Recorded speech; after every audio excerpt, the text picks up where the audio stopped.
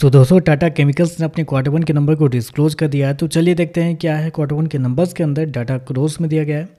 तो देखिए पिछले क्वार्टर की बात करते हैं तो पिछले क्वार्टर में कंपनी 3,509 करोड़ का रेवेन्यू जनरेट की थी ऑपरेशन के थ्रू। पिछले साल 3,789 करोड़ के आसपास, जबकि अभी देखें तो 3,719 करोड़ आपको जाता हुआ देखने को मिला। तो साल दर साल जाते हैं तो साल दर साल कंपनी के रेवेन्यू के अंदर गिरावट आपको देखने को मिल रही है। लगभग बोल सकते हैं आप 2% के आसपास की गिरावट है कंपनी के रेवेन्यू के अंदर साल दर साल। जबकि क्वार्टरली बेस पे जाते हैं तो क्वार्टरली बेस पे कंपनी के रेवेन्यू के अंदर तेजी आपको देखने को मिली। यहाँ देखें तो लगभग बोल सकते हैं 6% के आसपास का जंप आपको देखने को मिला है। लेकिन बेसिकली क्या है ना कि जिस सेगमेंट में कंपनी काम करती है तो इनके जो बिजनेस होते हैं साइक्लिक होते हैं, तो आपको साल दर साल चेक करना रहता है। तो साल दर साल देखें तो कंपनी का रेवेन्यू आपको गिरता हुआ देखने को मिल रहा है।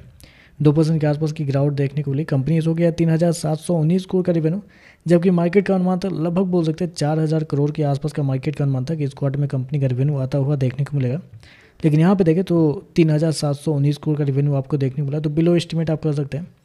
खर्चे की बात करते हैं तो देखिए पिछले क्वार्टर में 3,612 करोड़ खर्च किए थे। पिछले साल की बात करते हैं तो पिछले साल 3,621 करोड़, जबकि अभी देखें तो कंपनी खर्चे 3,497 करोड़ आपको जाता हुआ देखने को मिला। तो खर्चे देखें तो खर्चे आपको कम देखने को मिला है। साल दर साल क्वार्टर देखें तो कंपनी खर्चे बहुत कम देखने को मिले। रेवेन्यू कम से कम देखें तो क्वार्टरली साल दर साल आपको 2% के आसपास गिरा है, लेकिन खर्चे देखते हैं तो बहुत कम आपको देखने मिला। उसके पीछे का रीज़न है इन कंपनी के इन्वेंट्री। इस क्वार्टर में कंपनी को इन्वेंट्री के नाम पे 242 करोड़ का फायदा हुआ है, जबकि पिछले साल 84 करोड़ का नुकसान हुआ था। अब पिछले क्वार्टर में 45 करोड़ का नुकसान हुआ था। तो इन्वेंट्री के नाम पे ही देखें तो कंपनी को एक अच्छा खासा अमाउंट यहाँ पे जनरेट हुआ है, जिसकी वजह से आपको खर्चे जो हैं वो आपको कम देखने को मिले हैं। क्योंकि अगर आप उसको निकाल देते हैं तो हर एक जगह पे कंपनी खर्चे बहुत ज़्यादा आपको देखने को मिले। कॉस्ट ऑफ मटेरियल देखें आप, 2% का रेवेन्यू गिरता हुआ देखने को मिला है साल दर साल। अब कॉस्ट ऑफ मटेरियल देखते हैं तो क्या गजब का आपको भागता हुआ देखो, मतलब 38% के आसपास का जंप है कंपनी के कॉस्ट ऑफ मटेरियल के अंदर। आज यही सारी चीज़ आपको देखने को मिला। हर एक जगह पे कंपनी खर्चे ज़्यादा है। बस इस क्वार्टर में कंपनी ने इन्वेंट्री के नाम पे 250 करोड़ बचा लिए हैं, जिसकी वजह से एक्सपेंस आपको कम देखने को मिल रहा है। चलिए कंपनी का प्रॉफिट क्या निकलता है वो देखते हैं।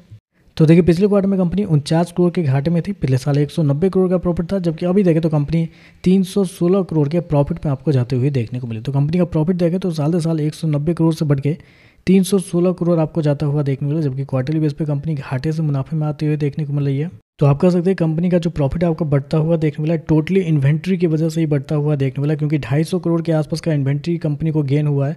और ऊपर से यूजुअली कंपनी को 50 करोड़ के आसपास का नुकसान होता है। तो 300 करोड़ अगर आप इसमें से घटा देते हैं तो कंपनी का प्रॉफिट लगभग समझिए कि 10 से 20 करोड़ के आसपास होगा, जो कि आप साल दर साल देखें तो बहुत कम आपको देखने को मिल जाता है।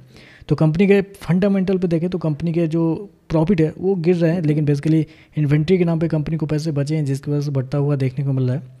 कंपनी ने शो किया 316 करोड़ का प्रॉफिट, जबकि मार्केट का अनुमान था लगभग बोल सकते हैं 180 करोड़ के आसपास। तो मार्केट के अनुमान से तो बेहतर है, लेकिन प्रॉफिट ऑब्वियस है किस लिए बढ़ा है मैंने आपको बता ही दिया है। चलिए कंपनी के ईपीएस क्या है वो देखते हैं। और ऐसे में कंपनी के मार्जिन भी आपको बढ़ते हुए देखने को मिला। पिछले साल 5.01 था, जबकि अभी देखें तो 8.49 आपको देखने को मिला है। और कंपनी के ईपीएस की बात करते हैं तो देखिए पिछले क्वार्टर में कंपनी का ईपीएस 2 रुपये 90 माइनस का था। पिछले साल 5 रुपये 30। अभी देखें तो 9 रुपये 90 आपको देखने को मिला। तो ओवरऑल देखा जाए तो नंबर कुछ खास देखने को नहीं मिल रहा है, क्योंकि रेवेन्यू देखें तो साल दर साल 2% गिरता हुआ देखने को मिला, बिलो एस्टिमेट आपको देखने को मिला। प्रॉफिट बढ़ रहा है क्योंकि इन्वेंट्री के नाम पे कंपनी को पैसे बचे हैं। तो ऐसे में देखें तो नंबर कुछ खास नहीं है। बाकी देखते हैं मार्केट इस पर कैसे रिएक्ट करता है। आज के लिए बस इतना है। वीडियो पसंद आए तो लाइक कीजिएगा, साथ में साथ चैनल को सब्सक्राइब जरूर कीजिएगा। धन्यवाद।